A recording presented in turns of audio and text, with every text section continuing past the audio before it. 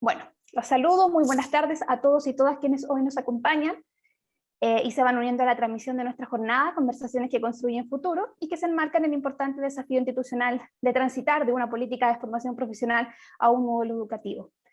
Vamos a saludar con especial atención a todas las autoridades universitarias presentes y, por supuesto, a nuestros destacados y destacadas expositores y expositoras que nos acompañan en esta tarde para conversar de ética, de inclusión, de diversidad, de interculturalidad y de ciudadanía. También comentarles, como ya les decía, que al finalizar cada bloque vamos a tener un espacio para responder preguntas que nos van a poder hacer llegar tanto a través de nuestro canal de YouTube como de Zoom. Muy bien, para dar inicio a nuestra jornada y comenzar con los diálogos y conversaciones de ética, vamos a invitar al académico e investigador del Departamento de Filosofía de la Universidad Católica de Temuco, secretario del Comité de Ética de la Investigación de la misma universidad y profesor de Filosofía de la Universidad de Concepción, Magíster Fernando Fuica García. Adelante, por favor. Muy buenas tardes a todas y a todos. Mari Compuché, Mari Pulamien. Upeñi, agradecer a Catalina por la invitación, en primer lugar, a esta importante jornada. En la mañana tuve la oportunidad de ingresar también, no pude estar toda la mañana, pero sí escuchar gran parte de las presentaciones. Bueno, la verdad es que hay que establecer ciertos puntos básicos, ¿cierto? Yo provengo de la Universidad Católica de Temuco, una universidad que está instalada, ¿cierto?, desde el Gualmapu, un Gualmapu hoy día en estado de emergencia, ¿cierto? Como todos sabemos, nuevamente con ciertas restricciones, en fin, con una dilemática que se arrastra hace mucho tiempo, hace muchos siglos ya, y de una otra manera configuran también nuestro quehacer como universidad. Por cierto que, y respondiendo también a lo que señalaba la principal conferencista en la mañana, de las universidades estatales, ¿cierto? La Universidad Católica, así como todas las universidades católicas de Chile, la PUC, la de Concepción, la de Talca, etcétera, no corresponden a la figura estrictamente de una universidad estatal, ¿cierto? E incluso más, correspondería más bien a la figura de una universidad privada. Y en ese sentido, el desafío, digamos, que me planteó Catalina cuando me invitó a estas jornadas, de inmediato, era qué podíamos decirle desde una universidad como la nuestra, una universidad regional, ¿cierto?, entre comillas pequeña, que ha ido aumentando poco a poco su número de carreras, su cantidad de alumnos, etcétera, incluso su infraestructura, frente a una universidad, ¿cierto?, tan compleja como es la UFRO, tan grande, digámoslo así, y tan importante en el concierto no solo regional, sino también nacional. Desde esa perspectiva, lo que yo les quiero plantear, ¿cierto?, es más que nada compartir, ¿cierto?, la propia experiencia de lo que ha sido la incorporación de ética en la UCT. Desde ya, yo estoy aquí hace unos 6 años aproximadamente, y el modelo educativo, al menos el que nos rige, ¿cierto?, que es el que está hasta este momento, tiene aproximadamente 10 años. Es importante saber, ustedes que están en proceso de construcción, y me pareció muy interesante el itinerario que han seguido, de una u otra manera ningún modelo educativo, ¿cierto?, por la experiencia además que yo he tenido trabajando en otras universidades, va a lograr cubrir y satisfacer todas las exigencias, todas las demandas, ¿cierto?, todos los desafíos que tiene, no tan solo el ejercicio propio de la actividad universitaria, sino sobre todo lo que es la formación. En ese sentido, el ámbito de la ética, por cierto, que cobra un sentido muy relevante. Yo voy a compartir con ustedes una presentación, voy a sacar algunas cosas, ¿cierto?, fundamentalmente para señalar algunos hitos, algunos puntos que, insisto, repito, vienen solamente a ser una suerte de sugerencia, si ustedes quieren, de modelo a comparar, modelo a sopesar, referente quizás en algunos casos, que eventualmente puede ser para la Universidad de la Frontera una posibilidad, ¿cierto?, de pensar, de repensar sus propias prácticas.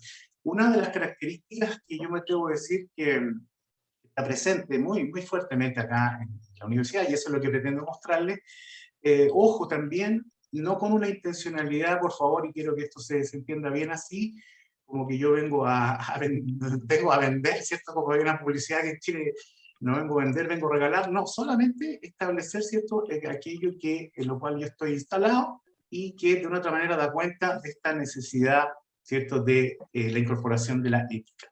Para eso voy a compartir una presentación, ¿sí?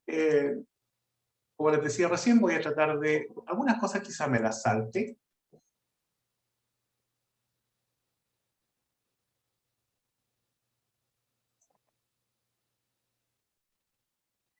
Bien, ya la propia invitación, ¿cierto? El título que nos convoca, Conversaciones que construyen futuro, de por sí es un paraguas, digamos así, aglutinante muy interesante, más allá de la dinámica que han instalado hoy día en particular. Podríamos ver, ¿cierto?, en la mañana que ya esto viene desde hace tiempo y todavía queda un tiempo más hacia adelante. Quiero partir por algo básico, y no con el fin, no con un fin pedagógico, digamos, sino más bien académico y también de fundamento, para precisar ciertos conceptos, ¿cierto? Cuando hablamos de ética, cuando veamos estas primeras diapositivas voy a contextualizar el porqué. Bueno, la ética, en primer lugar, es una disciplina filosófica, ¿cierto? Es una disciplina propia de la filosofía, y muchas veces analogamos o utilizamos en forma de sinónimo con moral, a pesar de que son ámbitos de referencia al menos distintos, y particularmente, ¿cierto?, la ética tiene como objeto de estudio la moral, y también, entre otras cosas, sobre todo, si tomamos un filósofo como Kant, el problema del deber. ¿Sí? Y eso es una definición muy operacional, muy básica. Segundo, ¿cierto?, la moralidad es fundamentalmente el ámbito de las decisiones individuales.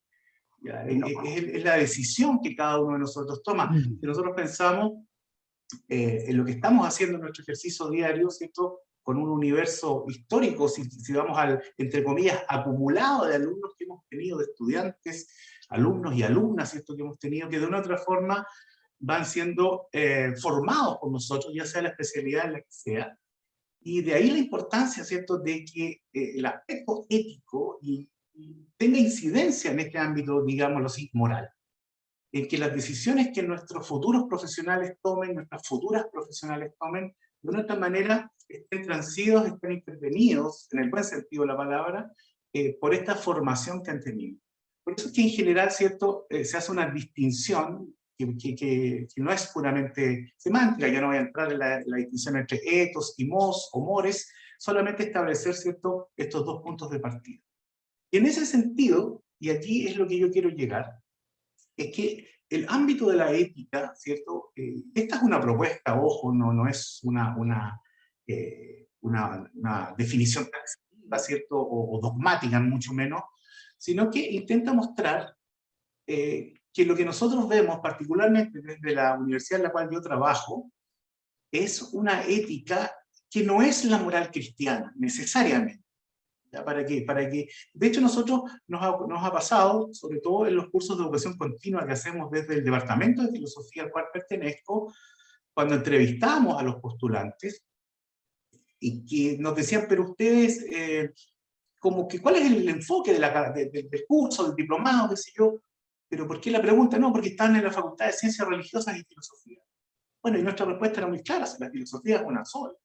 Y la filosofía, más allá obviamente de los matices que hay, ¿cierto?, en los enfoques, qué sé yo, del periodo o las temáticas, pero no es que porque estemos acá desde la Facultad de Ciencias Religiosas y Filosofía, ¿cierto?, es que nuestra propuesta vaya a ser de una otra manera intervenida, ¿ya? O modificada por este contexto. Obviamente que la C de UCT está de otra manera determinando el lugar en el que estamos. Pero ¿por qué hago hincapié en esto? Solamente para que no se malinterprete a priori, ¿cierto?, de que porque provenimos o lo que yo estoy mostrándoles proviene desde una casa matriz que es católica en su inicio, en su formación, pero que en ningún momento limita, ¿cierto?, la libertad de cátedra, por ejemplo. No tenemos autores censurados, ni temas que no se puedan ver, etc. ¿Sí? Obviamente, y aquí, incluso con la presencia del profesor Domingo, en esta propuesta que yo les muestro aquí, está fuera del contexto, ¿cierto?, está fuera de la historicidad, pero decir, ¿cierto?, que una decisión moral de una otra manera está al menos presente estos 4 puntos. Por eso es que dejamos en suspenso, entre comillas, como dirían los estoicos, ¿cierto?, una epogea, entre paréntesis, esta dimensión estrictamente cristiana, para quedarnos con lo fundamental, de la inserción de la ética en lo que es un proyecto educativo y un modelo. En ese sentido, ¿sí? La presencia de la ética en el modelo educativo de nuestra universidad está, de una otra manera, incluido a nivel, en varios planos. De una otra forma, está inmerso en todos los planos propios del quehacer universitario, como lo voy a mostrar en este tiempo que tengo para exponer. Primero, a nivel de lo que son las competencias genéricas. ¿Ya? Las competencias genéricas que todos, de una u otra manera, todas las universidades están inscritas en este modelo por competencias. El problema que se nos genera acá es que las competencias genéricas, yo no soy curriculista, así que tampoco voy a profundizar en ese tema, y de hecho estoy viendo que me equivoqué, la palabra era curricular, no curricular. El tema de las competencias genéricas, que en el caso de la universidad son 10 competencias genéricas que se ordenan a partir de 5 ejes, ¿ya? 5 ejes fundamentales. Uno, la formación basada en competencia, sí, por supuesto. Segundo, aprendizaje significativo basado en el estudiante. El tercer eje son las TICs, que están integradas en todos los procesos de enseñanza y evaluación. Más aún hoy día hay una demanda aún mayor por esta situación que hemos tenido que de una otra manera adecuarnos todos a una enseñanza, ¿cierto?, remota, a distancia, sincrónica o asincrónica en otros momentos, lo cual demanda también que nosotros como académicos tengamos que actualizar nuestras prácticas, y no solamente, tal como estoy usando ahora yo, ¿cierto?, pues, utilizar estos presentadores, digamos, estas herramientas de presentación. Eso es un desafío que está presente siempre. Un eje número 4, que es lo que yo señalaba al inicio, una educación continua que potencie el aprendizaje. Entonces, el sello, digámoslo así, de la universidad ya está presente tanto en la formación de pregrado, como en educación continua, y como vamos a ver en unos momentos más, también en investigación, también en extensión, también en posgrado. Y por cierto, un eje que es propio, y ahí sí que es obviamente característico y particularmente sello, ¿cierto?, de la institución a la cual yo formo parte, que es la formación humanista cristiana. A partir de ahí, ¿cierto?, se proponen 10 competencias genéricas, 10, ¿ya? ¿Por qué están subrayadas? Las voy a presentar las 10 sin necesidad de detallar, perdón, sin necesidad de detallar cada una de ellas. ¿Por qué están subrayadas las dos primeras? Cada facultad, ¿cierto? Cada facultad y cada carrera en particular, de una otra manera, elige, ¿cierto?, 5 de estas, obviamente en el contexto de su proyecto educativo, en el contexto de sus carreras.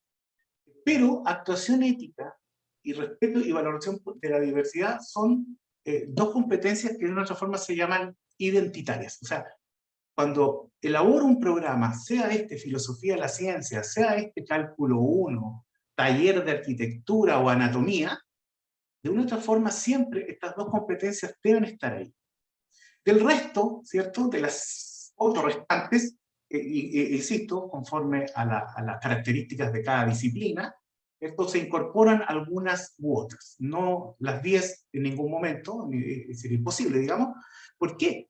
Porque el tema de las competencias genéricas trae aparejado un problemazo, digamos, un tremendo tema, que es cómo se evalúan las competencias. Porque cada asignatura tributa a una competencia genérica, a 2, en este caso como mínimo, y además, yo no quise plantear eso ahora porque habría sido saturarlos de temas, digamos, que son bastante técnicos. Además, cada carrera tiene sus propias competencias específicas y cada facultad tiene sus propias competencias.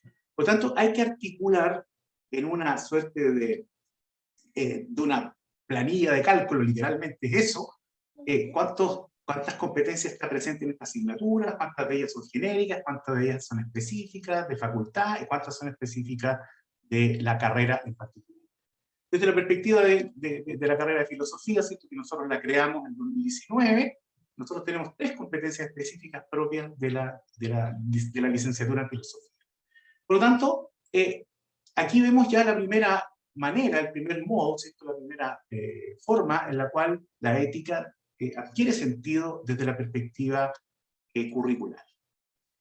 Está presente también la ética en una unidad que forma parte de nuestra facultad, la Ciencias Religiosas y Filosofía, que es el Centro de Ética y Responsabilidad Social, y lleva el nombre, ¿cierto?, del Papa Juan Pablo II.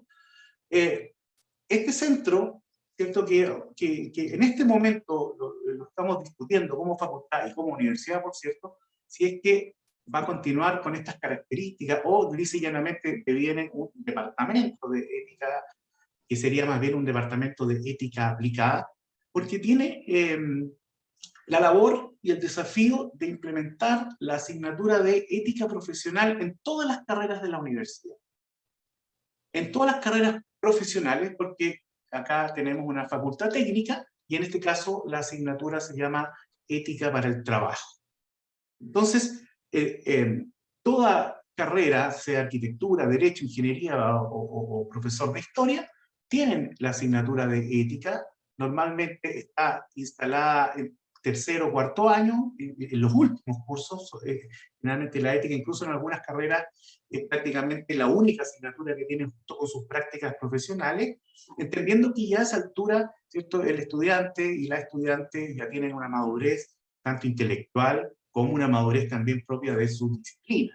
¿Ya? En ese sentido yo puedo contar la experiencia de otras instituciones donde trabajé, donde muchas veces ética era, digámoslo así, como había que estar, tenía que estar ética, y ahí la ponían en primer año, cuando los chicos ni siquiera tienen claro si van a continuar o no en esa carrera, están todavía buscando su destino, ¿cierto?, o construyendo su destino. Y en ese sentido, este centro tiene un grupo de académicos, digamos, de planta, y una serie de académicos también que son de otras facultades, pero que vienen de una otra manera haciendo esta asignatura, dictando esta asignatura desde hace mucho tiempo, y hay una vinculación directa, una retroalimentación, porque es muy difícil, y los que han trabajado alguna vez en este ramo, como ha sido mi caso, y quizás muchos colegas más de filosofía, no es lo mismo hacer ética profesional a alguien de derecho que a alguien de arquitectura. Estos se van a enfrentar a distintos problemas, a problemáticas laborales futuras distintas. Por lo tanto, en ese sentido también hay una fuerte presencia, ¿cierto?, de ética dentro de lo que es el itinerario formativo de todas las carreras. Otro punto que es clave y particularmente específico de nuestra universidad, ¿cierto?, es la llamada Dirección de Formación Humanista Cristiana. ¿Ya?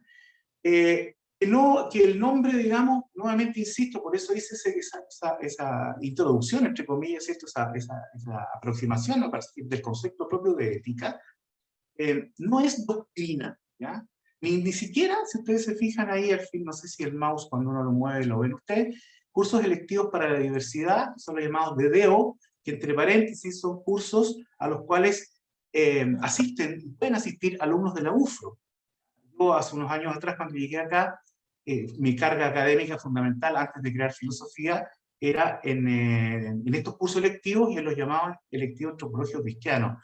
Hubo en algún momento en los electivos para la diversidad, conocidos como DDO, hay todo un enigma aquí en la universidad de por qué se llaman DDO, pero todos lo conocen así como los DDO, en donde había una apertura a cierta cantidad de estudiantes de la UFRO que desafortunadamente no siempre se cubrían, ya venían 2 o 3, en circunstancias de que había la intención, ¿cierto?, de que se estableciera un diálogo mucho más fecundo entre ambas universidades, al menos a nivel de estos ramos electivos. Imagino, porque no tengo la certeza, que también los de la Católica eventualmente podrían tomar también ramos de la UFRO de estas características, ¿sí? Ramos con 3 créditos, ramos con 2 horas de clase, en donde el sello ético, como competencia genérica, pero además aquí como competencia específica, está presente en los 3. ¿Ya? Yo les decía recién, por ejemplo, los electivos teológicos son bastante diversos, ¿ya? No es doctrina, aun cuando podría haber, por ejemplo, un electivo de doctrina social de la Iglesia, pero a lo que voy diciendo es que no es catequesis, ¿ya? No es dogma, son electivos bastante interesantes, que lo hacen laicos y también lo hacen sacerdotes, pero siempre bajo este soporte, digámoslo así, que es la presencia de la ética. No sé si alguien me avisa cuando me queden unos minutos, por favor, para no pasarme. En el ámbito del posgrado está la presencia de lo que se llaman los coloquios sello institucional, que también están a cargo de nuestra facultad. ¿Qué significa esto? que todos los estudiantes de posgrado, ya sea magíster o doctorado, necesariamente tienen que cursar los de magíster 2 coloquios sello y los de doctorado 3. Ya son cursos de 8 horas que les dan un crédito. Aquí les muestro algunos que hemos dictado durante el año, entre el 20 y el 21, interculturalidad y diálogo interreligioso, ética de la investigación, que por cierto es uno de los coloquios que mayor demanda tiene. Muchas veces lo hemos tenido que dictar 2 veces en el año. Además que ha ido aumentando, por supuesto, hay mayor cantidad de alumnos en el posgrado, porque hay mayores programas que se ofrecen. Acción humana y libertad, que es un coloquio propio del Departamento de Filosofía, lo mismo que razón, modernidad y posmodernidad. Ética para la sustentabilidad, que lo hace una colega del Centro de Ética y Responsabilidad Social. Ética y deontología, sabiduría bíblica y racionalidad crítica, dictado muchas veces por laicos, muy, muy interesante. Yo he asistido a alguno de estos como oyente. Y este último, que tengo yo por lo menos la oportunidad de dictarlo, y también tiene bastante demanda, que es ética de la investigación en contexto intercultural. Entonces, como vemos, ética está presente a nivel, digamos así, curricular, en los planes y programas, en forma obligatoria. Está presente además, a partir de las competencias genéricas, está presente además como asignatura de ética profesional y ética para el trabajo. Está también en los coloquios de posgrado, ¿cierto? Como asignaturas obligatorias. Es cierto que, y la experiencia nos muestra que siempre ocurre lo mismo, pasa con los electivos, pasa con los DDO, que los alumnos muchas veces los dejan para el final, y tenemos estudiantes de posgrado que, llegado el momento de ya querer graduarse, se dan cuenta que les falta un coloquio. Entonces, bueno, eso de una otra manera nos hacemos cargo de eso también, con esta oferta que hay diversa, que se presenta a comienzo de año, por lo tanto los estudiantes saben y cuáles van a ser los cursos sello o los coloquios sello que se van a realizar en este contexto de posgrado. Son instancias muy interesantes porque convergen estudiantes, obviamente por defecto, ¿cierto? Todos ya profesionales de distintas áreas, qué sé yo, tenemos alumnos, no sé, 5 del magíster de educación, otros tantos del magíster intercultural, otros tantos del magíster de antropología. Entonces se generan unos diálogos muy interesantes. Lamentablemente por estos formatos en los cuales hemos estado este último año y medio, se ha perdido un poco la riqueza de ese diálogo, pero en su momento eran instancias muy bien evaluadas y muy valoradas por los estudiantes de posgrado. En el ámbito de la investigación, ya con esto voy terminando, está el Comité de Ética de la Investigación. El Comité de Ética de la Investigación, que se crea el año 2018, del cual yo formo parte también como secretario.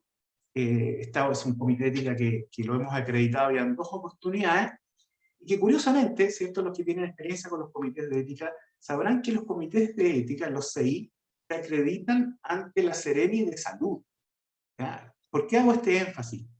Porque donde nosotros, y digo, y disculpen que hable aquí más bien a título personal, sobre todo porque pertenezco tanto a la creación del centro como del comité, perdón, como al actual grupo que lo conforma, nosotros le hemos dado un sello intercultural bastante fuerte, sobre todo en lo que tiene que ver con 2 ámbitos. ¿Sí? Uno, lo que es el extractivismo tanto epistemológico como ontológico, es decir, que muchas veces los investigadores, entre comillas, van a las comunidades, o van, qué sé yo, a los LOF, y estoy pensando sobre todo en un contexto mapuche, aunque no estrictamente mapuche, ojo, si esto lo intercultural, como lo escucharemos más adelante en el transcurso del día, no se circunscribe solo a los mapuches, pero obviamente por nuestra universidad situada, territorialmente situada, para nosotros es como el diálogo o el vínculo casi más natural, pero está también el tema de los migrantes, que es muy fuerte, y por lo tanto eso también está incluido.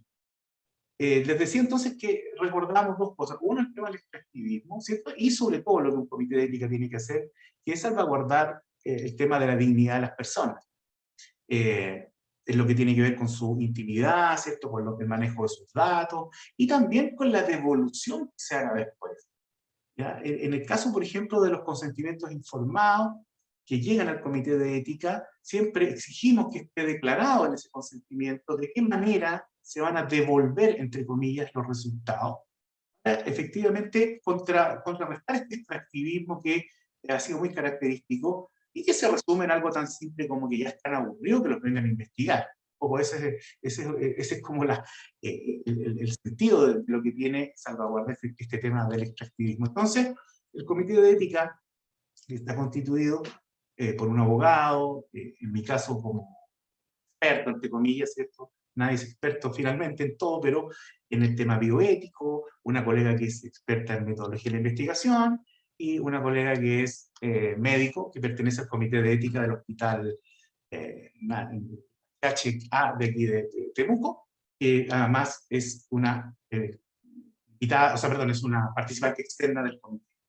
¿Ya? Entonces, está presente la ética también ahí. Y por último, está también presente la ética en una cátedra, ¿ya? Que fue una instancia creada en la época que el profesor Salas, que va a estar exponiendo en la tarde sobre interculturalidad, cuando fue decano aquí en la Universidad Católica, crearon la cátedra Fray Bartolomé de las Casas, ¿cierto? Y que lo que promueve precisamente en este contexto ético, bajo soporte ético, lo que busca es promover el diálogo, ¿cierto? Y el respeto por la diversidad étnica y cultural en un contexto, ¿cierto?, situado como es el Gualmao. Entonces, estimados y estimadas, bueno, les agradezco la atención. El objetivo de la presentación, vuelvo al inicio, un poco decir, bueno, ¿qué puedo personalmente, pero también sin arrojarme la representación de la Universidad Católica de Temuco, porque sería, digamos, una patudez, pero al mismo tiempo, ¿qué podríamos, desde la ética, qué podría yo compartir con esta comunidad de la UFRO? Y qué mejor que nuestra propia experiencia, qué mejor que lo que estamos haciendo, que siempre está en proceso, ¿cierto?, de una otra manera de reflexión también, de revisión. Ya les decía a ustedes recién que el Centro de Ética, por ejemplo, ya se está de una otra manera reformulando. Los propios programas de ética profesional que son estandarizados, tienen que ir adecuándose a las carreras. Sabemos, ¿cierto? Me parece que creo que todo lo podemos compartir aquí, que una asignatura de ética no garantiza la formación de buenas personas por sí sola. ¿Sí? Eso es yo diría que es una premisa básica. Pero sí, ese soporte, digamos, ético está presente de una otra manera, de forma transversal, en la formulación de los programas, en lo que son para nosotros lo que se llama las guías de aprendizaje, o los sílabos, o la planificación, como queramos llamarlo, en donde vayamos recogiendo esos hitos, sabiendo que es difícil evaluar las competencias, sabiendo que eso se torna más bien subjetivo, diríamos.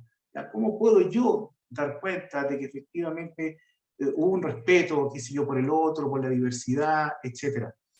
Bueno, más aún en este contexto en el que estamos, se nos hace aún más difícil y más complejo, pero sigue siendo algo que determina de una otra manera nuestro quehacer diario como académicos. Y eso es lo que yo podría compartir, eso es lo que les podría contar, y que les podría quizás ser un insumo al momento de la reflexión que hagan ustedes de su propio modelo educativo en el contexto, ¿cierto?, de la incorporación de la ética. Muchas gracias. Muchas gracias a usted, agradecemos su interesante presentación. Recién ha finalizado el académico e investigador Fernando Fuica García y ahora damos paso a nuestro próximo invitado. Licenciado y doctor en la Universidad Pontificia de Comillas, promotor del Máster Interuniversitario de Éticas Aplicadas, Universidad Complutense de Madrid, y profesor titular de Antropología y Filosofía UNED España, doctor Tomás Domingo Mortalla. Adelante, por favor. Muy bien, pues muchísimas gracias. Pues para mí es un placer el estar aquí y el compartir esta sesión también con tantos amigos, tantos conocidos. Agradecer a la universidad, a la UFRO, esta invitación, en concreto a Catalina Rivera, ¿no?, pues haber contactado conmigo. Una universidad pues donde tengo pues esas también referencias, ya conozco de otras ocasiones. Quizás pues en primer lugar pues saludar al profesor Patricio Mena, que me parece que está entre los asistentes. Como digo, pues para mí es un placer participar en esta actividad, una actividad que además lleva el bonito título de Conversaciones que construyen futuro. Estamos construyendo futuro, están construyendo futuro, lo construimos entre todos, ¿no? Este ir hacia adelante Son conversaciones, que esto es muy interesante, muy importante, y más desde un punto de vista ético, conversaciones que construyen futuro, en este caso, en el tema en el que estamos, la ética. Estamos en el momento de diálogos temáticos. Son palabras, pero palabras que tienen una gran densidad. Por mi parte, querría presentar algo muy general, pero al mismo tiempo que es muy general, es muy concreto porque tiene que ver con la práctica cotidiana, la práctica diaria de todos, de lo que todos hacemos, de lo que todos vamos haciendo, de lo que hacemos hoy y de lo que van a hacer ustedes, vamos a hacer todos mañana. Claro, es decir, están hablando el profesor Fernando Fuica ha insistido en eso, ¿no? La presencia de la ética, cómo se presenta la ética. De entrada, mi propuesta es que la ética tiene que impregnar un modelo educativo necesariamente. Y por eso esta pequeña presentación que hago en estos 15-20 minutos llevaría por título eso, elementos para un modelo educativo ético. Si ese modelo educativo no tiene en cuenta de alguna manera la ética, yo creo que mal van. Para resumir, para plantear esta pequeña intervención, la voy a plantear también para que sea fácil de seguir a través de 8 palabras, 8 términos, 8 expresiones. La primera palabra en la que querría centrarme brevemente y hacer una pequeña referencia, va a ser muy breve cada una de estas referencias. La primera palabra sería la palabra proyecto. Hablar de modelo educativo es hablar de un proyecto, hablamos de modelo educativo. ¿Qué es un modelo? Un modelo es algo que nos sirve de arquetipo, de punto de referencia, algo a imitar, a reproducir, es una representación, también es un esquema de una realidad compleja y es algo hacia lo que tendemos, algo hacia lo que apuntamos. Un modelo educativo es eso, un modelo educativo y además tiene que ver con la educación en este nivel en el que estamos, en un nivel universitario. Hablamos de la universidad, nosotros en España siempre tenemos presente un texto cuando hablamos de universidad, que es el texto de Ortega, un texto que escribió Ortega hace ya casi un siglo, que se llama La misión de la universidad. Ahí en ese texto Ortega insistía mucho en esa idea de misión de la universidad, de esa idea de vocación de una institución como es la universidad, e insistía en esta idea de proyecto. Es decir, estamos proyectando el futuro, estamos construyendo futuro, lo estamos construyendo desde el presente, pero también teniendo en cuenta el pasado. Este futuro lo construimos desde el presente teniendo en cuenta el pasado. Mostramos el querer ir hacia adelante, somos seres de proyecto, somos seres futurizos, también en este nivel institucional. Tenemos que pensar bien, entre todos, lo que ustedes están haciendo, a qué queremos apuntar. Queremos responder, quieren ustedes responder a una sociedad compleja, a una sociedad que está en cambio, que está en transformaciones. Se trata de alguna manera de asumir ese reto que tienen ustedes, que tenemos también todos, en este caso ustedes, y lo tenemos que hacer innovando, imaginando, inventando, como se repetía mucho en las conferencias de la mañana. Por tanto, un modelo educativo, un modelo que construye universidad, que hace universidad, que no ha de ser, que no puede ser simplemente un marchamo, una pieza de museo, decir, ya hemos construido un modelo educativo y ya está. No, es algo que hay que ir haciendo, hay que ir reelaborando, hay que ir revisando. Es construcción constante.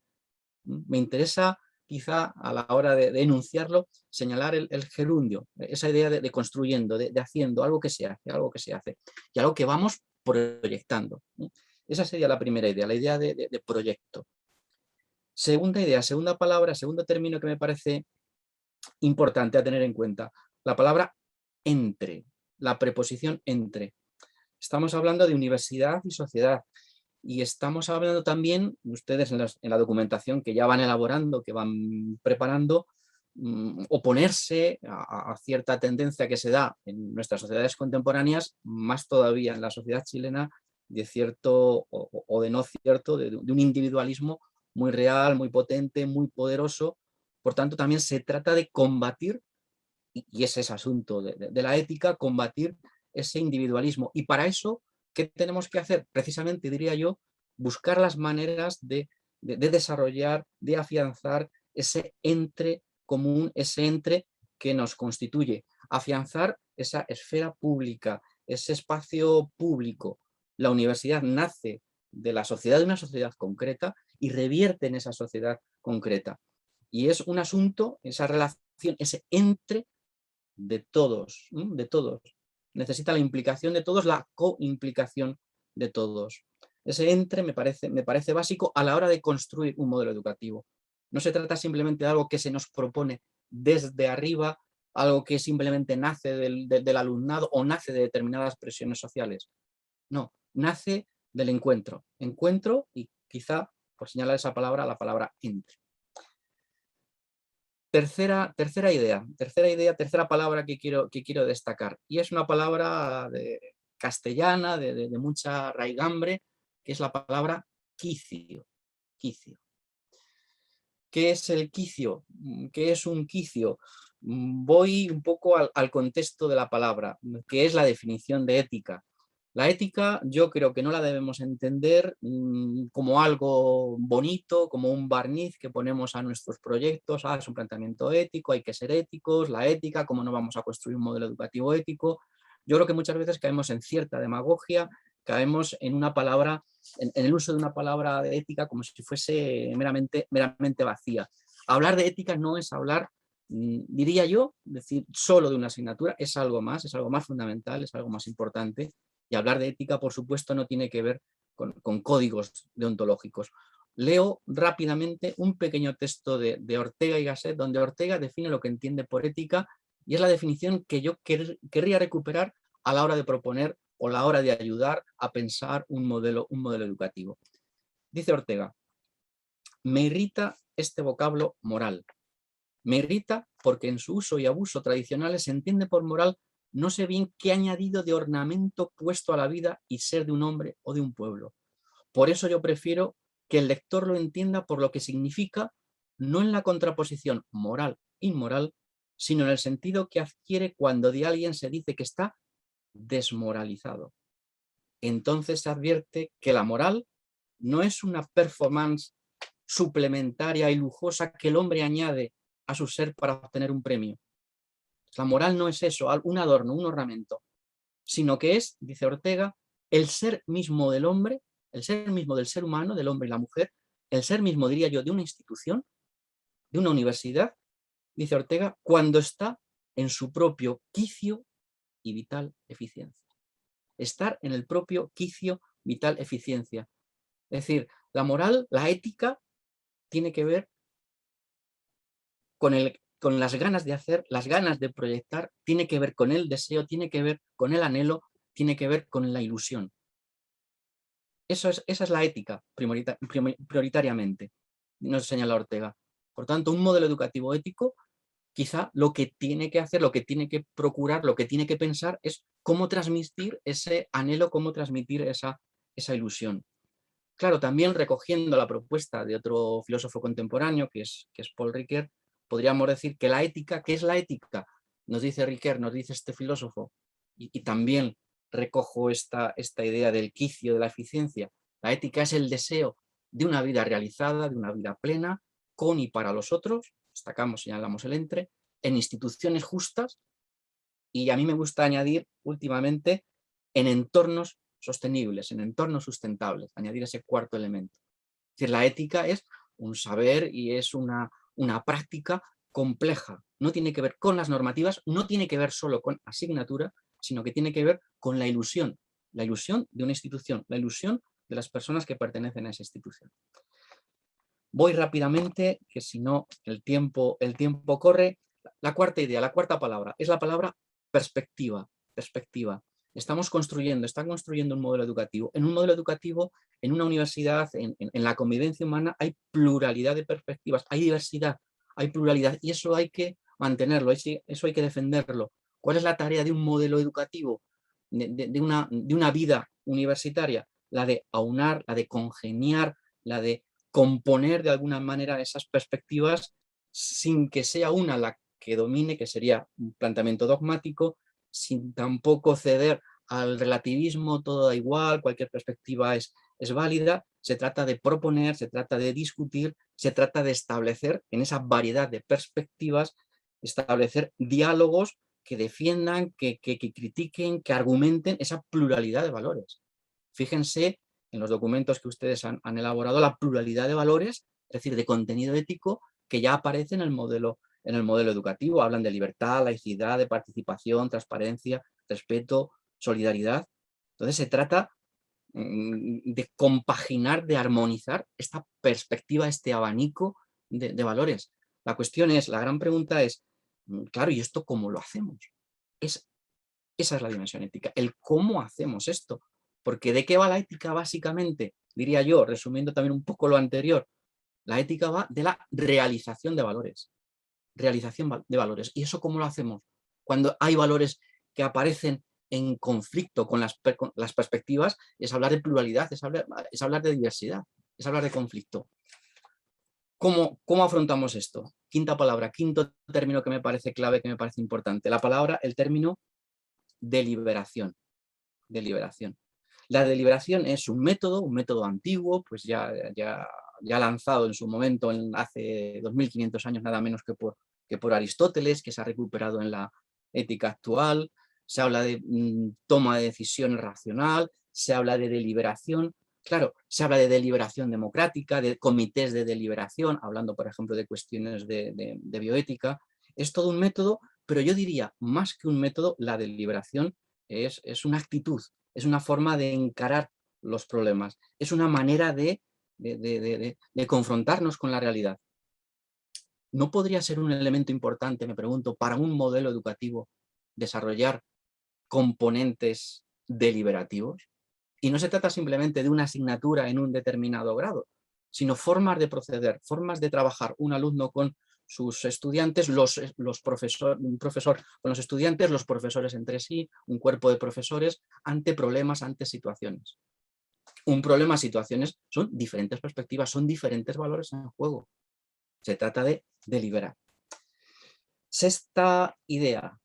La sexta idea simplemente es incidir en una cuestión, en esto del diálogo, de la pluralidad de perspectivas, en esto de la deliberación, no nacemos sabiendo. Tenemos que aprender, tenemos que educarnos en ello.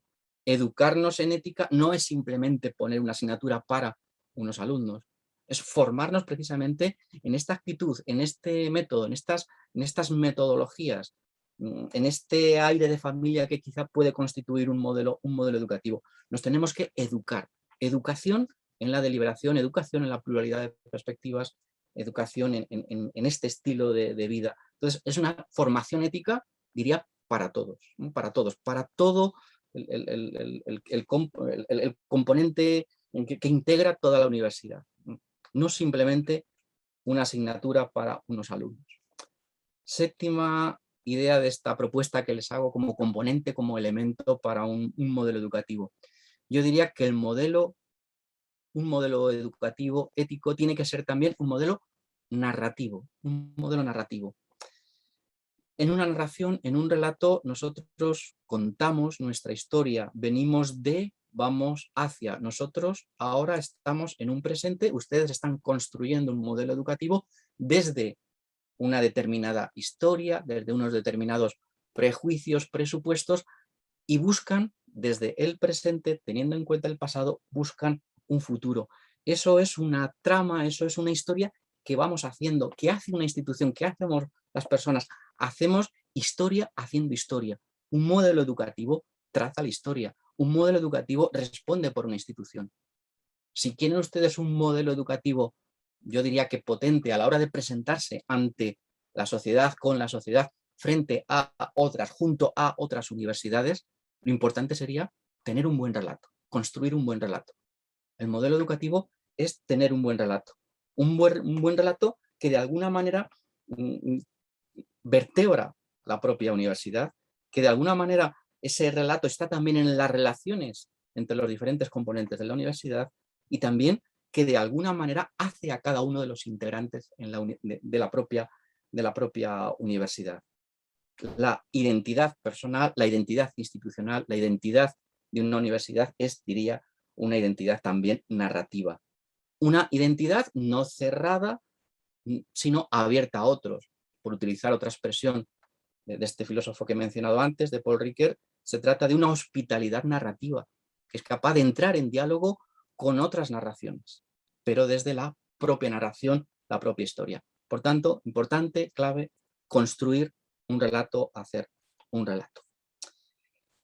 Y la última idea, la octava palabra que querría simplemente referirles es la palabra responsabilidad. Palabra ética, concepto ético, que me parece clave, que me parece muy importante. Yo creo que es una de las grandes palabras de la ética actual, de la ética contemporánea.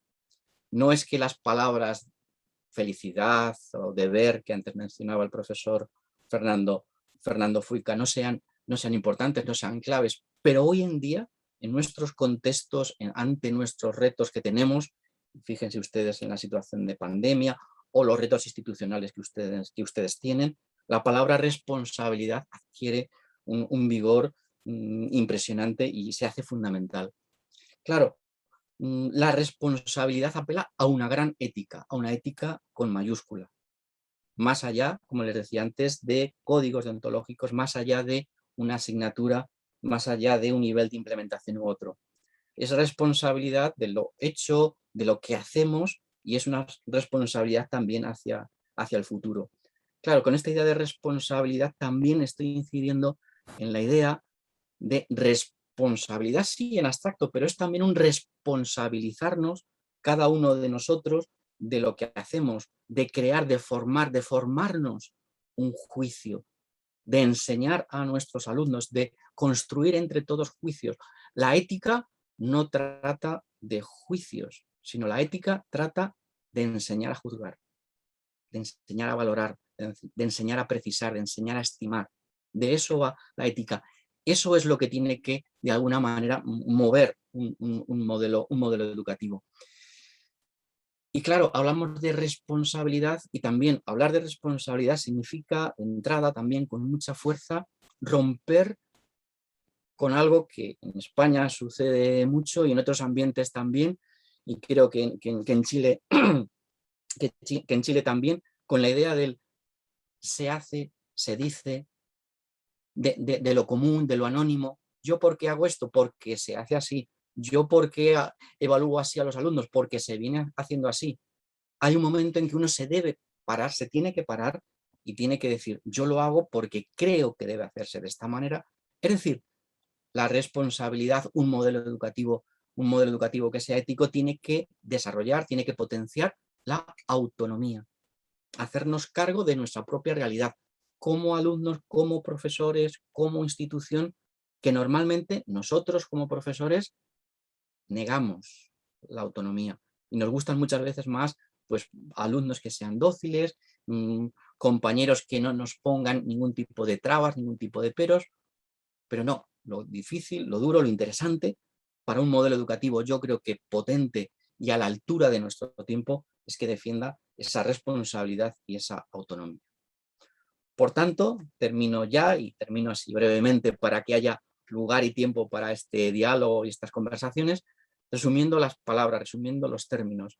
Por tanto, si queremos un modelo educativo, debería incluir, debería poseer como orientación, yo creo, debería constituirse como un proyecto que tenga en cuenta el entre, que busque el quicio, es decir, el lugar efectivo, vital, apropiado, que tenga en cuenta la pluralidad de perspectivas, que utilice como herramienta la deliberación que es una práctica concreta que se educa, que al mismo tiempo va a ejercer, va a constituir un relato, una forma de narrar, una forma de contar, que va a fomentar, que va a desarrollar, que va a buscar ámbitos sobre todo de responsabilidad. Por tanto, un modelo educativo va a mirar, por emplear otra palabra distinta que no he empleado, va a mirar por un cuidado, una atención por la propia institución, por los que pertenecen a la institución y por la sociedad hacia la que de alguna manera también se debe. Por concluir, por terminar, diría que un modelo educativo es ético o no es, o no será, o es otra cosa. Muchísimas gracias por su atención y seguimos conversando. Muchas gracias. Bueno, agradecemos ambas presentaciones, no nos cabe duda, ¿cierto?, que generan diálogo y amplias conversaciones. así que nos vamos a ir en esa línea justamente ahora. Se abre el espacio para poder contestar alguna de las preguntas realizadas, ¿cierto? En nuestras plataformas. La verdad es que no vamos a direccionar ninguna pregunta, sino que dejamos abierto para nuestros ambos expositores. La siguiente pregunta: ¿cómo se puede transmitir en una institución como la UFRO la importancia de la ética en un contexto donde las prácticas técnicas superan en valor la dimensión de la ética?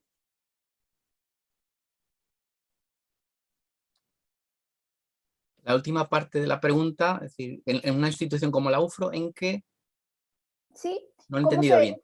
¿Cómo se puede transmitir en una institución Sí. como la UFRO la importancia de la ética en un contexto donde las prácticas técnicas superan en valor la dimensión ética? Claro, por mi parte, no sé lo que comentará ahora el profesor Fernando Foica, y por mi parte diría, es muy interesante, muy importante que los alumnos puedan disponer de esa serie de asignaturas transversales, momentos, por decirlo así, para la reflexión, para pararse, por decirlo así, también en su propia práctica, pero también sería muy interesante, o sería muy importante que esa ética se entendiera, más o menos es lo que yo quería señalar, se entendiera como una manera de hacer, es decir, ese transmitir ese contenido ético que no sea simplemente a través de contenidos, sino por maneras de trabajar, maneras de disponer a la hora de realizar un trabajo, de realizar unas prácticas. Es decir, que haya una determinada actitud por parte del profesorado, por parte de la propia institución, a la hora de llevar a cabo ciertos dispositivos. Porque la ética no es solamente cuestión de contenido, cuestión de teoría, sino es cuestión de vida, es cuestión de qué hacemos. Porque yo puedo decir, hay que hacer ciertas cosas, no mientan ustedes que eso es malo, hay que ser libres, hay que ser autónomos, y luego yo lo que digo va en contra, o lo que hago va en contra de lo que digo. Por tanto, cuidado o atención a nuestras prácticas. Desarrollemos prácticas éticas, diría, un poco por ese lado. Más reuniones, más participación de los alumnos, más consulta, que eso también es educar éticamente. Educar éticamente no es solo disponer de unas horas para hablar de Kant, hablar de responsabilidad social corporativa, sino que educar éticamente es predicar con el ejemplo, por decirlo así de esa manera, haciendo, construyendo. Sí, bueno, dos cosas. Uno, agradecer la ponencia del profesor Tomás Domingo, que dio todo el contexto más filosófico. Y lo segundo, en el contexto de la pregunta, yo diría también que la dimensión técnica en sí misma conlleva un problema ético. Y bueno, los que sabemos algo de filosofía, reconocemos ahí en Heidegger, el filósofo Martin Heidegger, un tema recurrente en su reflexión, ¿cierto? Sobre todo del segundo Heidegger, que tiene que ver con el hecho de que la técnica va generando dilemas éticos, ¿cierto? La técnica, por ejemplo, en el ámbito bioético, genera conflictos, que antes no existían en virtud precisamente del desarrollo de estos dispositivos tecnológicos que van configurando nuevos problemas. Por cierto que, en consistencia con lo que hemos señalado, la asignatura de ética por sí sola no va a garantizar, entre comillas, la formación de un buen profesional, de una buena persona. Por ahí alguien decía que no hay separación entre ser un buen profesional y ser una buena persona, digamos, no puede haber esa decisión. Pero en el ámbito técnico, y yo entiendo la pregunta quizás pensando más bien un poco por la propia historia de la UFRO, una antigua UT, no estrictamente UT, pero fundamentalmente UT, en donde, claro, pareciera ser que el hacer pesa más que el pensar, y me parece que esa es la responsabilidad del profesor, del académico, del docente, de hacer de su propia asignatura un ejercicio también de discusión. El ámbito técnico, como decía recién, es algo que nos determina, que nos caracteriza, que nos define epocalmente, y de quién más sigue. Por lo tanto, es una característica que no puede obviarse, que está presente, obviamente, y va a estar presente, incluso aristotélicamente hablando, en todos los saberes técnicos siempre hay un ámbito ético, ¿sí? Que tiene que ver con el ejercicio propio, ¿cierto? Con la práctica, digamos, con la praxis. Perfecto. En esta misma línea, consultarles ahora en qué momento el desarrollo ético de las profesiones se suprime y diluye bajo la disciplina. ¿Qué acciones pueden ayudar a construir profesionales éticos? No sé, yo a mi modo de ver, creo que una forma es ir vinculándolos desde un inicio, si es que se puede, con la práctica profesional, con el ejercicio de la profesión, que los va a obligar, ¿cierto?, a estar en relación con otras personas, a estar en relación con otros en general, a tener que tomar decisiones, a tener que argumentar respecto a esas decisiones.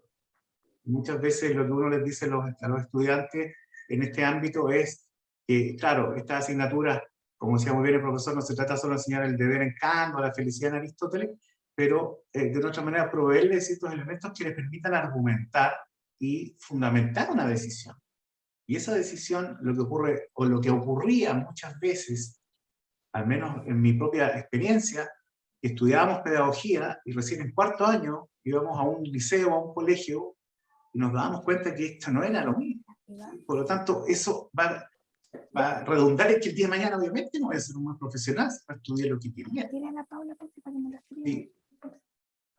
Claro, es decir, en la misma línea del profesor Fernando Fuica, decir, lo que se trataría es de buscar que esos profesionales sean de alguna manera profesionales, por emplear esa expresión, profesionales reflexivos. Es decir, que en algún determinado momento se planteen dudas sobre lo que están haciendo, se planteen situaciones difíciles, es decir, promover de alguna manera cierta indignación o cierto fracaso, o que vean la necesidad que tienen a la hora de plantear determinadas cuestiones, que las tienen y se van a confrontar con ellas, de deliberar, de argumentar, de enjuiciar, de ponerse en la perspectiva de otro, hacerles ver, es decir, o dicho también de otra manera, problematizarles, es decir, buscar formas de problematización.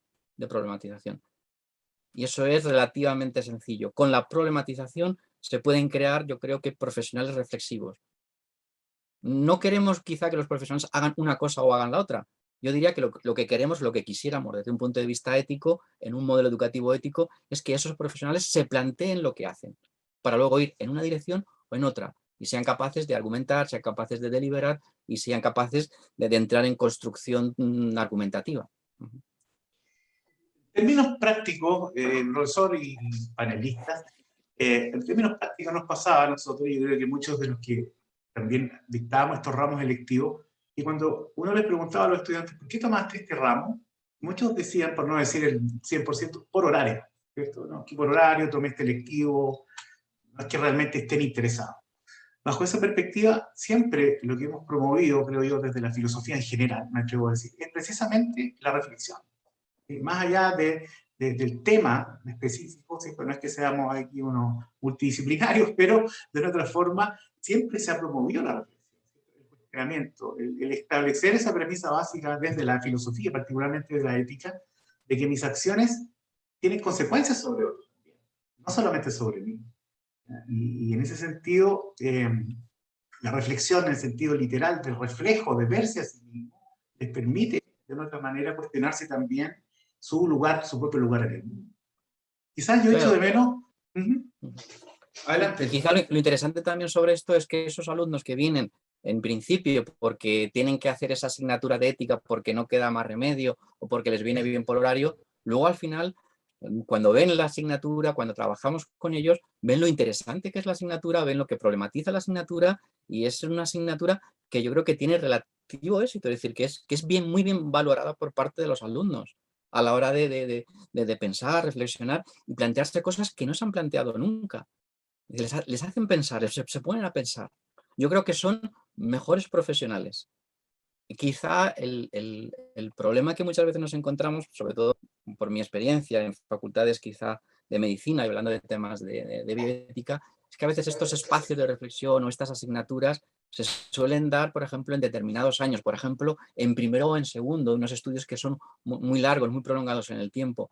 Y son cosas que a veces se pasan a segundo plano cuando el currículum va a incidir tanto en lo técnico. Ojalá pudiera darse esa realización, ese complemento en momentos posteriores, en espacios distintos, una asignatura en quinto, en sexto, pudiera haber otros espacios que incitaran, que motivaran a esa problematización, a esa reflexión. Muy bien, muchas gracias. Tenemos en el Zoom una pregunta direccionada para el profesor Tomás. Dice así: sí. Si el entramado de conceptos por lo que ha presentado la ética en el modelo educativo, responsabilidad, deliberación, deseo, proyecto, etcétera, ve lugar para la crítica, esto es, para la enseñanza de la necesidad de educar a distinguir, a sacar a la luz los prejuicios propios y partir de lo cual se puede educar en la autonomía, sobre todo en tiempos en los que pareciera que es cómodo considerarse víctima en muchos contextos y de este modo cerrar el diálogo de antemano. Pues estaría casi de acuerdo en todo, menos lo de cerrar el diálogo de antemano, es decir, no, la imposibilidad de cerrar el diálogo de antemano. Y lo que sí diría, por ir a la pregunta, la novena idea es simplemente el resumen que yo he hecho, pero la novena idea, la novena palabra que yo podría utilizar es la que se utiliza aquí en esta pregunta, que es la palabra crítica. Todos estos elementos son elementos que nos ayudan a establecer esa distancia, a criticar. Si uno reconoce esa pluralidad de perspectivas, uno está criticando la propia, si es capaz de ponerse en el lugar del otro, si es capaz de ponerse en los zapatos del otro. La deliberación es un proceso crítico. Reconocer esa pluralidad de historias son procesos de crítica. Aprender esa necesidad de responsabilizarnos, de enseñar juicios, es precisamente desarrollar la crítica. Estoy totalmente de acuerdo con la pregunta, y yo diría que precisamente estos elementos inciden en esta idea de desarrollo de la crítica, de la reflexión, de la autonomía, de la responsabilidad, que son valores que no puede dejar de lado un modelo educativo. En todos, como decía también el profesor Fernando Fuica, en todos sus niveles. Hay pluralidad de niveles. Y yo diría, por volver a un elemento muy clásico, no nos olvidemos que la ética es un conocimiento, es teoría, sí, pero la ética también son procedimientos, modos de hacer, y la ética también, sobre todo, son actitudes. Y eso debe debe impregnar a una institución que se define en su modelo educativo como ético, no como ética. Eso es lo importante, esa es la clave. Por utilizar otra expresión distinta, dándole una vuelta un poco a esto, ¿no? Es decir, muchas veces nuestros modelos educativos, formativos, inciden en las ideas, en el nivel teórico, pero debemos recuperar de alguna manera esa fuerza, esa potencia, como decía este filósofo Ortega y Gasset, la potencia de las creencias, formar también en esa pluralidad, en esa diversidad de creencias, ideas y creencias. Las ideas las tenemos, las creencias las somos. Vamos a educar también en ese elemento sentimental, estimativo, emotivo, narrativo. Vamos a introducir también esos elementos que son potentes, que son muy poderosos. Yo puedo, como les decía antes, pueden ustedes elaborar un modelo educativo perfecto, ideal, pero si no tienen detrás, podríamos decir, si no tienen detrás marketing, no hacen nada. Marketing, o lo digo de otra manera, si no tienen detrás un buen relato, no hacen nada. Construyan un relato, construyan una narración. La narración va a llegar, la narración va a impregnar, va a tocar corazones, no solamente cabeza. Muchas gracias, profesor. Esa era la pregunta de Patricio Mena. Y bueno, vamos a dar cierre con la última pregunta para nuestros dos expositores. ¿Qué instituciones contemporáneas podrían ayudarnos como referentes para el proceso del desarrollo del modelo educativo en el que nos encontramos en este momento? Mira, yo quisiera decir dos cosas. Primero, colgarme, entre comillas, de la pregunta que hizo Patricio al profesor Tomás, y tomo el concepto de comodidad. Y eso me lleva a pensar algo que lo hemos conversado muchas veces también acá en la comunidad académica, que es el hecho de que esta universidad ya no es la misma, digo como institución, ¿cierto? No es la misma en la que nos formamos nosotros hace 30 años atrás o quizás un poco más. Y la comodidad, de inmediato se me vino a la mente la imagen de un apoderado aquí en la facultad. Entonces yo no sé si alguna vez pensamos nosotros que nuestros papás, nuestra mamá fuera a la universidad a hablar por uno. Bueno, a excepción de una situación excepcional como enfermedad o algo así, pero en fin, una anécdota un poco incómoda en el sentido de que quizás hay un excesivo paternalismo y maternalismo también, para ser equitativo, respecto del trato que tenemos con los alumnos. Eso por un lado, que nos conlleva una formación quizás mucho más, y utilizo la palabra que Patricio, mucho más cómoda, ¿cierto? Les damos plazo, les damos más en este contexto. Bueno, eso un poco que me quedó dando vuelta. Y respecto a la pregunta, yo creo que hay un tema clave para nosotros como país, y en particular para nosotros como miembros de la universidad, que es el tema de la Asamblea Constituyente, la Convención Constituyente, perdón. Porque la Convención Constituyente, de una u otra manera, también, no quiero aventurar ningún digámoslo así, ningún resultado previo, porque todavía no se ha discutido, pero no cabe duda que el concepto de universidad, el rol de la universidad, va a ser también un elemento a discutir, lo que es la elaboración de esta futura constitución. Y en ese sentido, no quiero decir que el trabajo que estén haciendo ustedes, o que también estamos haciendo acá nosotros, de revisitando, ¿no? sea, digamos, un trabajo en el vacío, sino que no podemos olvidar el contexto, que es precisamente que se está discutiendo una constitución que de una u otra manera, por la propia historia, nos muestra que al menos va a estar 30, 40 años. Y en esos 30, 40 años, la universidad también tiene que estar inscrita en una nueva dinámica, ¿cierto? Social, política, económica, etc. Y eso también nos va a obligar a repensarnos como institución. En la pregunta nos preguntaban, nos decían algunas referencias a la hora de plantear o temas o... Bueno, claro, es decir, por mi parte, insistir, ¿no? Es decir, con la pregunta de amigo, el profesor Patricio Mena, esa idea de comodidad también me parece clave. Precisamente a lo mejor lo que tenemos que hacer es buscar lo incómodo, romper esa comodidad, ¿no? Que muchas veces genera irresponsabilidad. La comodidad es amiga de la irresponsabilidad. Claro, de cara al futuro, ¿qué trabajar, cómo hacerlo, cómo seguir construyendo este futuro? Yo desde lo que he desarrollado, lo que he planteado, pues sí insistiría en esas estrategias de deliberación, de construir deliberación, fomentar la deliberación en diferentes niveles, en diferentes lugares de la propia institución, deliberar. Yo creo que la tradición deliberativa es clave. De hecho, en Estados Unidos una corriente muy importante les decía sobre la deliberación democrática, y luego se ha desarrollado mucho la deliberación concreta en ética, en comités y tal. Es decir, yo creo que la deliberación más allá de esos ámbitos es clave. Y luego también desarrollar, fomentar ese intercambio de relatos, ese intercambio de narraciones, esa necesidad de construir relatos que abren a otros relatos, vernos a nosotros, por decirlo así, construidos, entremezclados en historias. Yo creo que esas dos claves pueden ser dos claves para seguir pensando, y otras que se pueden dar, un modelo educativo, la dimensión deliberativa, la dimensión narrativa. Muchas gracias por sus respuestas. Bueno, y también agradecemos, ¿cierto?, a quienes han enviado sus preguntas y han estado atentos a este diálogo tan interesante.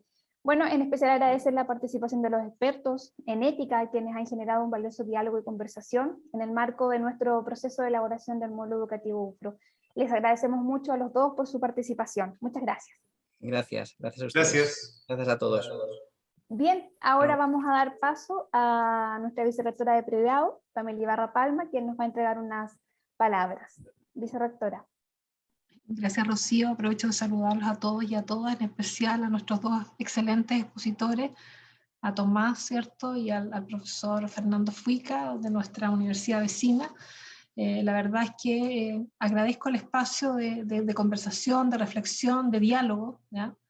Que es importante en el momento que nos encontramos como universidad. ¿Ya? En la mañana yo di un pequeño relato de contexto del modelo educativo, dado los resultados que ya tenemos, que son encuestas que hemos realizado a la comunidad alrededor, para que se hagan una idea, unas 148 personas hemos entrevistado respecto de qué es el modelo, cuáles son sus expectativas, y cuáles son los principios o valores que ellos creen que deberían estar presentes en el modelo educativo. Y el con más frecuencia, ¿cierto?, indicado es la ética. ¿Ya? Por lo tanto, la comunidad valora mucho este concepto, pero al escucharlos a ustedes que son expertos en esto, creo que nos queda un gran desafío, querido equipo, que es poder definir qué es lo que nosotros vamos a entender por ética en este contexto, ¿no?, del contexto del modelo educativo, porque comparto plenamente con Fernando y con Tomás que esto no se trata de colocar una asignatura en un plan curricular, no, esto es mucho más sistemático, digamos, y sistémico, y que por lo tanto me quedo, digamos, con su reflexión respecto a qué es lo que vamos a entender por ética en el contexto de la elaboración de un modelo educativo que va a tener distintos componentes, ¿cierto?, y que realmente plasme, ¿ya?, y se plasme en la formación de los estudiantes. Así que muchas gracias a ambos, y bueno, creo que fue corto el espacio para discutir de esto, pero creo que fue muy enriquecedor para los que los estamos escuchando y que somos neófitos en este tema, digamos. Claro, somos profesionales todos, pero practicamos la ética, ¿cierto? Y eso es distinto, ¿vale? Uno lo mira desde su vereda y practica y es consecuente, digamos, y así somos capaces entonces de decir que somos personas éticas, ¿ya? Por lo menos es mi mirada, ¿no? Uno tiene que ser consecuente para poder decir que somos éticos, y además, y con esto termino, nosotros los profesores somos modelos. Nosotros modelamos, ¿ya? Y eso es, creo yo, modelamos para otros, digamos, para nuestros alumnos, y nuestros comportamientos a veces tienen un impacto en el otro, ¿ya? Así que eso es como súper importante también, creo yo, de considerar. Muchas gracias a Fernando y a Tomás, y gracias, Rocío, para que continuemos. Muchas gracias, vicerrectora, por sus palabras, ¿sí? Vamos a continuar entonces. Bueno, quiero solicitarles que por favor puedan encender sus cámaras. Vamos a tomar una foto oficial para este bloque, así que los animo a todos a que puedan encenderlas rápidamente.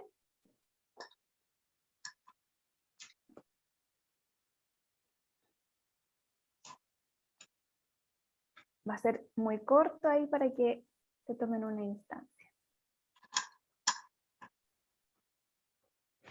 Vamos a dar, muy bien, ya está casi la mayoría, quedan unos poquitos que... Bien. Vamos a tomar ahora una breve foto. 1, 2, 3. Muchísimas gracias por animarse a encender sus cámaras. Bueno, ahora los vamos a invitar a una breve pausa. Nos volvemos a reencontrar a las 16 horas para poder continuar con la próxima conversación sobre inclusión y diversidad. Les recordamos nuevamente que se les hará llegar una breve encuesta sobre la actividad. Muchas gracias.